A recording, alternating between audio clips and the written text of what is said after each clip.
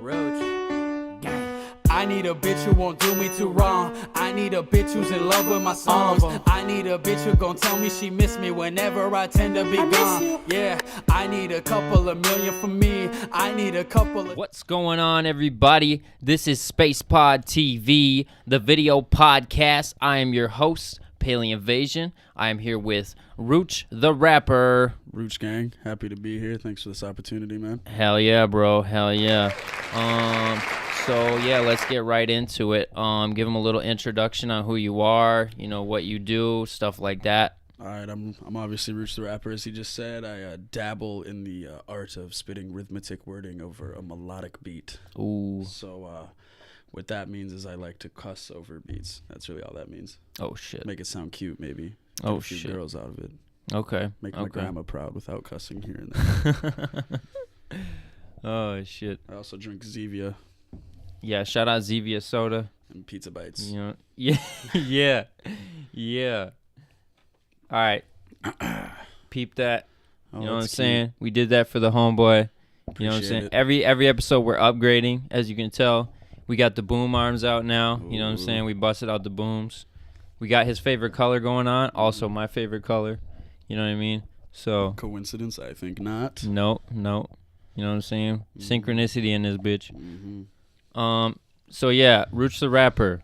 How long have you been rapping for? Well, I started probably as just like a little joke when I was like 14. I was listening to a Macklemore song. It was Okay. Can't Hold Us. And I rapped one whole verse correctly, and I was like, you know what? I can do this. I can be a rapper. And Hell yeah. I couldn't be a rapper back then, but kept practicing, got pretty good at it. Okay. Girl told me I was good at when I was like 15, and that sealed the deal for me. Hell But then yeah. I got serious about it, I'd say last August. Okay. Had a show up in Jamestown. Okay. Crowd loved me. It felt really good. And yeah, then I got serious about it, moved up here, and just been making moves ever since. That's what's up. So your first show was last August? Yeah. Okay. At the Knights of Columbus. Okay. Shout out Dopey T, put that on, and he paid all the artists too, so that was super Oh, dope. dope. Yeah, Hell it's yeah. real I've dope. heard of him. He's cool. Yeah, he's cool. good shit. For sure. Hell yeah. So you started performing last August. Mm-hmm. Okay. Now, how many shows have you done since then? I did 2 more after that in 2018. Okay. Both, one at the Aquarium, one at the Pickled Parrot. Okay. And then I actually just had my last show in Denver, Colorado, opened Oh, up for Jaron shit. Benton and Aaron Cohen, kicked it with them too. Super cool people, actually. Damn. It's actually, you know, like, thought I was going to be starstruck, and I was a little bit right away. Right, I was like, right. oh my God, it's actually Jaron Benton. He's talking to me. Right. But, yeah. And then got past that and Hell came yeah. back here. Now I got, I think, like 6 more shows scheduled up until March. That's what's up. So Hell yeah, dude. Hell yeah. So that's pretty cool. I already have more shows this year than I did all of 2018. So See, that's the way you do it, man. You just got to keep on moving forward, you know what I'm saying? Sure. So, you know, always plan out the next year ahead of time. Mhm. You know what I'm saying? Like, it's 2018. If it's 2018 right now, plan out all of 2019 if you can. You know what I'm saying? Because usually you'll follow suit right away, you know? Mhm. You'll start, Manifestation. yeah, exactly. sir. You'll just start naturally doing what you need to be doing for the next year. You know what I'm saying? Speaking of Aaron Cohen, I actually met him before, too. Yeah, he's super cool, actually. Like, Yeah, he's really humble, dude. Yeah, he came up to me after this. And what's wild is, so I use hashtags a lot on social media. Yeah. And I posted a rap up there one time, and I like to put hashtag Kato and hashtag Jaron Benton, because Mhm. Kato actually likes a lot of this stuff when you put hashtag Kato. Right. And he actually liked one of my freestyles, and so like I brought that up to him Mm-hmm. when I was talking to him after the show. He didn't remember it. You know, I didn't take that too much to heart, but Right. he ended up following me on Instagram along with Zector7. Yo, shout out Zector7. Those are my homeboys right there. Sad to admit that we are no longer a team, but it's all love for everybody. Okay. It was Okay. it was a very You were in that photo shoot that I did for yeah the... Yeah. yeah, but it's all love, as I said. Like, it was Yeah. it was more of a what's beneficial to all of us. And No, we I talked feel you about on it. that. I feel We're you on still that. super cool. We still make music together, you know, as my Hell yeah. boys. So, but yeah, he followed all of us, and then he ended up like actually going through my whole Instagram and like Mhm. liked a few Yeah. freestyles. So I was like, okay, you made up for not remembering me, you know? Hell yeah, dude. That's what's Yeah, up. it's actually crazy how humble a lot of those guys really are. Because Mhm. I know I've heard stories. Oh, you meet your idol and he's an asshole. Right. And then I met them and I'm like, where did these stories come from? Like, these Right. dudes are like the coolest people I've ever met. I mean, Right. Maybe I was a little biased, but you know. Maybe that has to do with like literally like A-list celebrities, like the tip of the tippy Right, yeah. top kind of shit. You know Yeah, what I'm no, saying? yeah, But that like, makes sense. But, you know, like, the people that are, you know, a couple levels above us or a few levels above us, they're not, you know, it's not like they're multimillionaires. And they still grind, You know? too. Like, he was really like selling his CDs after the show, going up to people. I had mad respect for that. I love a person that's going to grind. Hell yeah. I remember one time I went walking around in the West Acres Mall, and this is back when I didn't really know how to promote myself, and I was giving away, like, the little mixtape CDs or whatever.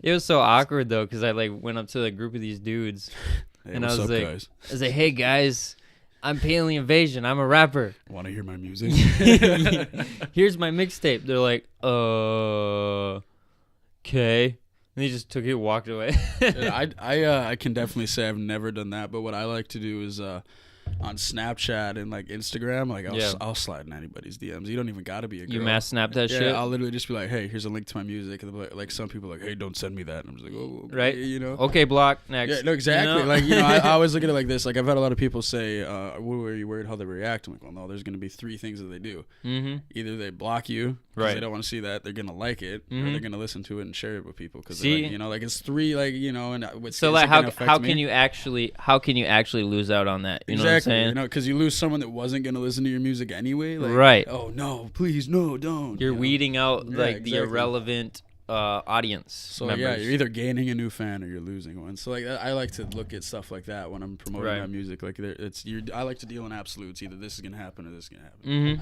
But it's worth taking the risk. Yeah, you know? 100%. You got to risk it to get the biscuit. Mm-hmm. You know I what like I'm saying? to eat, so I mean, and I like to eat. So that's all I'm gonna put on Hey. that. That's all I'm gonna say on that. No, but it's actually crazy now that we're like, if we're gonna be on that topic, social media is so huge for music. Oh God. Like, it's like I look back at like I'll put someone like Charlie Mizza, like when he was back in the day, like they didn't have social media like Right. we have. Like they had to be on the streets, yeah. giving out stuff and like hitting up people. Like really, all a person has to do today to get famous is have the right hashtag on an Instagram post. Oh shit. My New okay. Year's resolution was to quit drinking, and I woke up with earrings the other morning. So, Damn. but that was the first time. So I mean, like I did good. I feel like a lot of people only get through January. I got through half of February. Okay. Like yeah, I did a little bit. Okay. Yeah, that's what's up, man. Shit.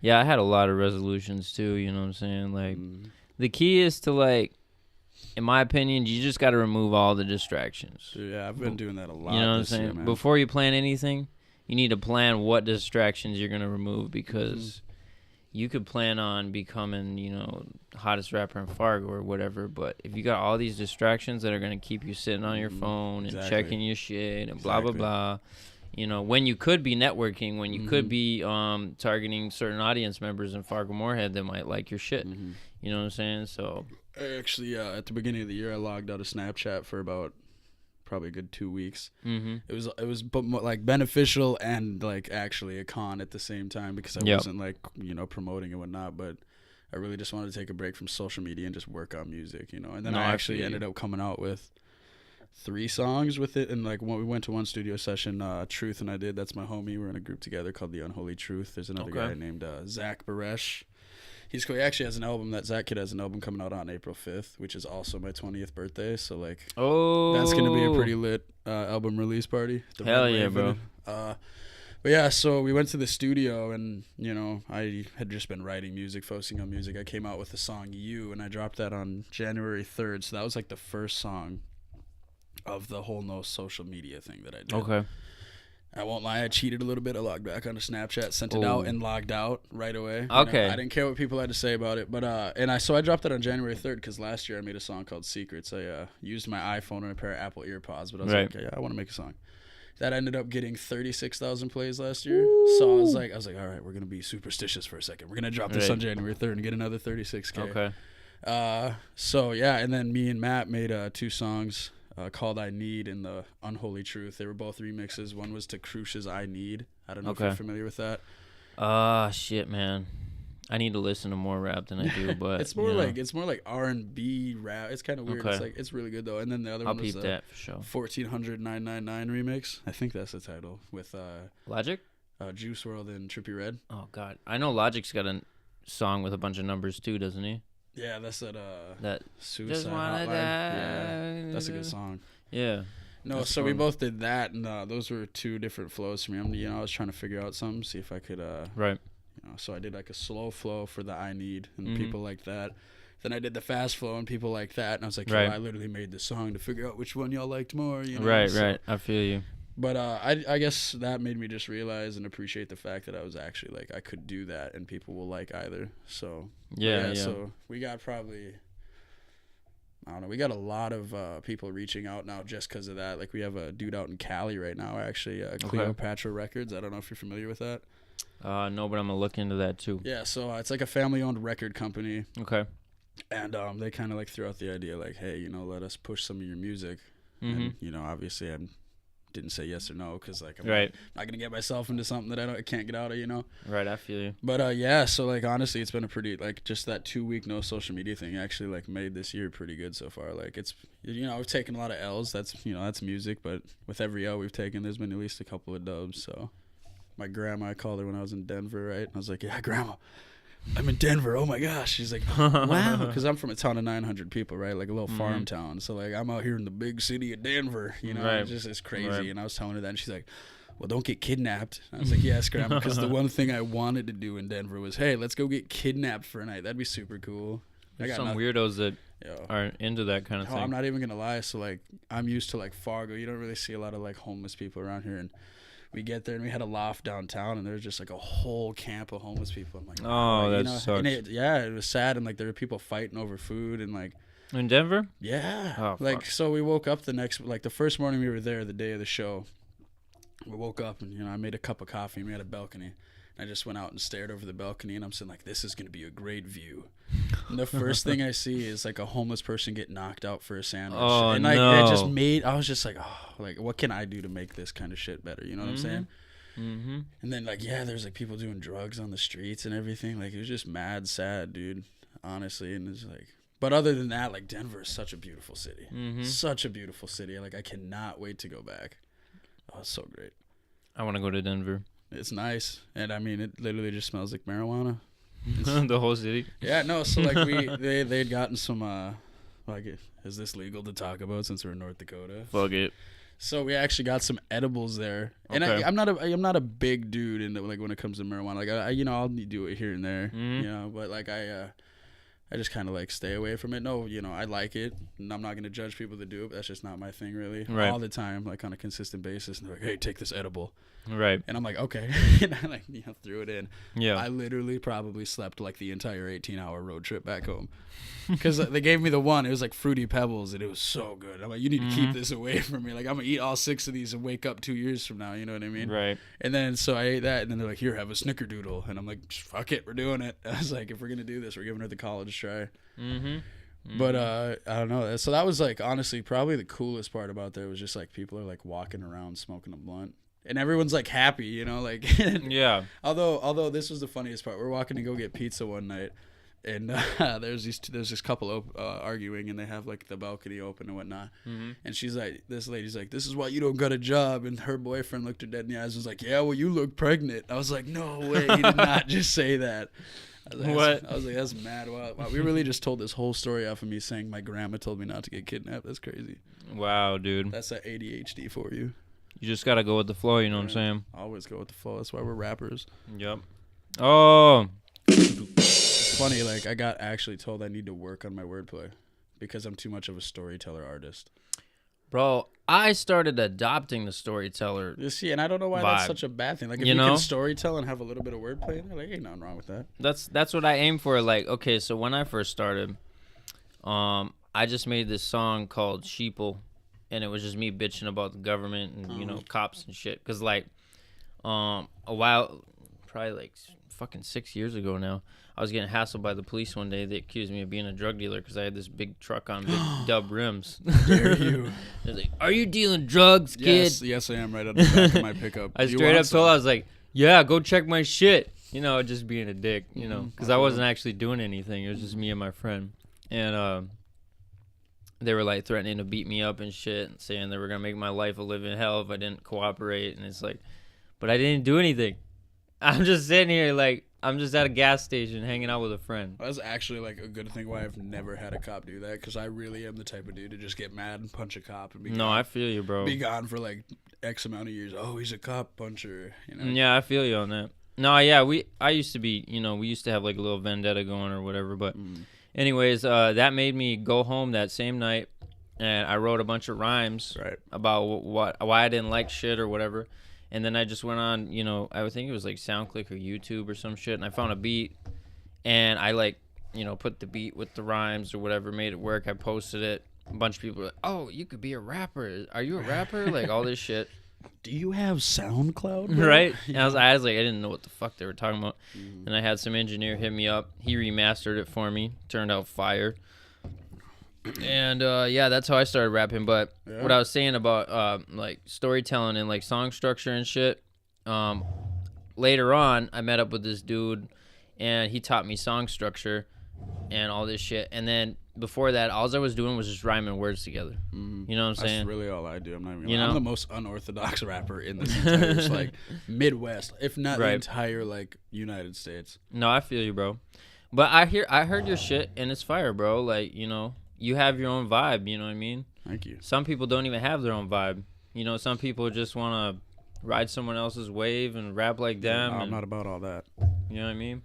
I like originality for sure. That's why like a lot of people that like I hang out with that are rappers, like chances are they don't sound like someone Right. So I'm not trying to sound like someone that just wants to sound like the Migos or like they want to be the next Kevin Gates per se. Like right. If you want to be the next Kevin Gates and have your own sound, cool. I'll fuck with that. But like don't sound like your favorite rapper, please. No, I feel you. If anything, be like a hybrid. Yeah, you know what I'm saying? That's like, what I'm saying. Like a little bit of Logic, a little bit of Eminem, a little bit of fucking Snoop Dogg. Pot, mix them together. 100%. See, now that's not as much of a problem. You know what I mean? And then people are like, "Oh, you sound like Eminem, Snoop Dogg, blah blah blah," all at once. It's like, damn, that's actually cool. Not even gonna lie, I've never had, the only person I've ever been compared to is NF, and that was back when I was like on my sad boy shit. I was compared to NF once too. But like other than Crazy. that, yeah, see, Red, NF, we're like basically the same person. You're just we are the same person. Skinnier than I am. Yeah.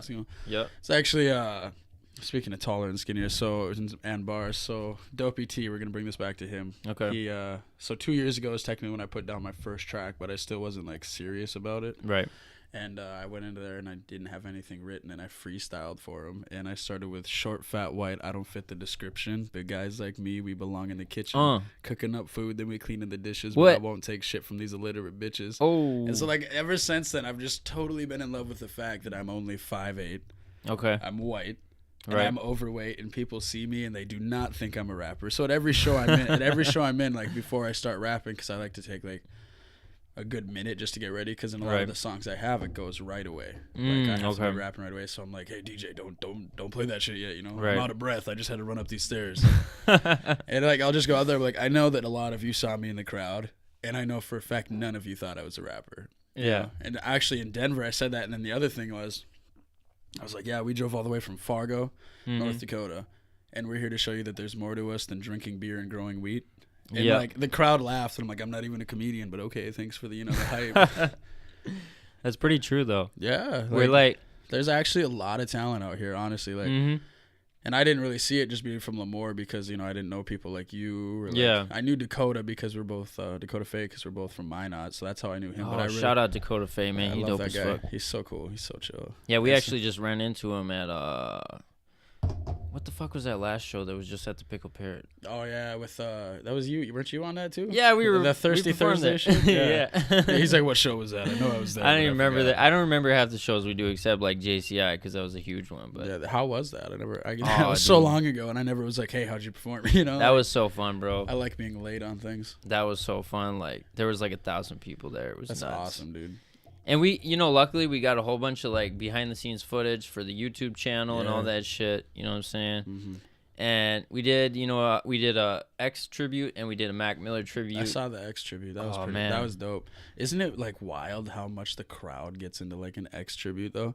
Oh yeah. Like at every show at every show I've been to. So Crazy Flow threw a show. I don't even remember the date, but it was Matt's first show, Truth's first show, and so I went there with him to help him out on stage, because I know how the nerves can be like at that first show. Like, and it was a bigger show. Like in my first show, I think I had like 60 people there. Yeah, and that's still pretty decent for like a first show in Jamestown. That's really good. And it was just local rappers. Johnny Trenches and Focus were both there too. Shout out to them. Johnny Churches is awesome. That's my homie. I like that dude. He's cool. Yeah, he's real. He's down to earth too. Hell yeah. But yeah, so like I was nervous for that, you know, and he's right. you know, Truth's coming up here 300 odd people maybe throughout the entire night. And he's like, I'll be up there with you. I'll hype you up. And I'm a big guy, so no one's expecting me to like do jumping jacks or anything, you know what I'm saying? But I did all that for him, and yeah, I totally forgot where we were going with that. So you know, I have a really funny booger story to tell you guys. Booger story. This is a sex story, so I hope booger this is sex story. Well, the booger wasn't in the sex, so. Okay, thank God. This is just a really, really not safe for work story. So I'm gonna throw that out there. I'll keep it as clean as I can, but there are parts of this. I tell this like almost at every party because it's a literal iconic legend in our like house that I live at. So this girl comes over and she's like, I kid you not, she's literally giving lap dances to like every guy in this party. Jesus. And so like, I mean, okay, not every guy. There was 3 of us out there, and like it started with me, and I was just like, yeah, I'm a rapper. That's why I get this. And then this dude sitting next to me, like, and it's my homie. I got nothing but love for him, but it was so weird. He's like, you ever see a dude that's like, where's my hug? This dude was like, where's my lap dance? She was like, okay. And she went and gave him a lap dance. I'm like, okay, this is getting weird. And then home dog on the other side of the room was like, where's my lap dance? Right. And then she went and gave him one. I'm like, okay, this is getting weird. And she goes like, give me another. And I like walked into my room. I was like, I'm going to deal with this. Say 5 minutes went by. She comes into my room and she like gets into my bed. And she's like, did you notice I gave you the longer lap dances? And I'm like, you need to get out of my room. All right. Anyways, drunk me made the decision of, hey, stay in my room, right? And, you know, we fornicated, right? Oh, my. But I ended up not being able to enjoy an orgasm for myself. And this is where the not safe for work part comes in. She's just like, well, I'll help you out. She gives me a dry hand job. And I look at her, and I'm just like, hey, it's kind of dry, you know? And she looks me dead in the eyes. I kid you not, exactly like this. And then does it again. I'm like, that did nothing. Yeah. Your tongue's not wet. You know, like, you literally feel like a cat right now. And like, so then that was it. I told her to stop, and I went to bed. Yeah. Wake up the next morning, and she's Ubering out. And like, I'm groggy. I'm not saying anything. This chick literally has her whole finger in her nose, just picking it, right? Yeah. And flicks the booger on my wall. And like, I'm tired, right? Like, I'm not trying to be like, hey, why you flicking boogers on my wall? Like, that's a conversation I'm not trying to have the morning after. My conversation's more like, hey, take a plan B. Not like, hey, don't flick boogers on my wall. Right. And then, so I didn't say anything, and she just left, and like I left it there because like I don't fucking want to touch somebody's booger, you know? Yeah. 2 weeks later, we're sitting in my room, me and a homie, and there's actually 3 boogers just chilling on the wall, all in the same. So this chick, not only did I wake up, find her flick a booger, and I didn't say anything, she got away with flicking 2 that I didn't even get to know about, you know? And like, so yeah, not safe for work, I get it, but like that is probably the most legendary story I can tell, because that's probably the fattest L I've taken so far this year, like mixed everything with that story. I've never heard of someone that would just sit there and do that. That's what I said. Like, I was like, if it was me doing it to my own wall, like still messed up, but like it's my room, but this chick was just like, just smoked the wall. And like, I was expecting maybe like, hey, what's going through your head when you flick a booger on somebody's wall? And I'm so glad I was finally revenge, able to tell maybe? Did she know you? No, I don't even know her. Still don't. And then she texted me that she had a boyfriend, and I was like, oh, that's why you flicked the booger on the wall, you know? And I felt bad. I was like, why couldn't you tell me that the night before? No, I'm a terrible person. I'm a homewrecker. Right. Well, like, I'm actually glad I got to tell that story here because the entire world needs to hear the story of the booger flick. Okay. Maybe we can, like, censor out the, like, sexual parts, but as you said, anything goes. All right, everyone, you heard it first here on SpacePodTV, the epic booger flicking story. Yo, for real, though. It's just, like, mad wild. Like, oh, I don't know. It's just, I think about it every day. Not in a happy way, either. There could be worse things to think about. You know what I'm saying? I mean, yeah, she could have flicked the booger on me. That'd have been pretty That'd be weird. disgusting. Yeah, I'd probably, actually, I don't women. I might have came close. I don't know if I should actually say that. That's pretty controversial. We can bleep it out. Yeah. I don't women.